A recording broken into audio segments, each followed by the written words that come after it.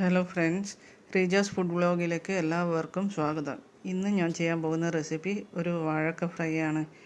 ഒരു കടായിലേക്ക് 2 table spoon എണ്ണ ഒഴിച്ച് അതിലേക്ക് 1/2 ടീസ്പൂൺ കടുക് ഇട്ട് പൊട്ടിച്ച് ഒരു ഉള്ളിയുടെ പകുതി പൊടിയായി അരിഞ്ഞതിട്ട് വഴറ്റുക. ഇതിലേക്ക് 1 ടീസ്പൂൺ ഇഞ്ചി വെളുത്തുള്ളി പേസ്റ്റ് ഇട്ട് മൂപ്പിച്ചെടുക്കുക.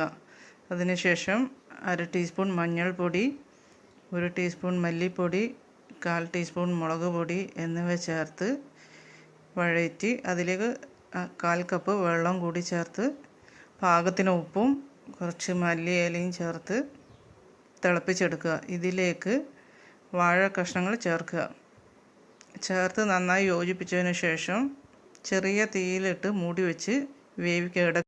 ഇത് ഇടയ്ക്കിടയ്ക്ക് ഇളക്കിക്കൊണ്ടിരിക്കണം.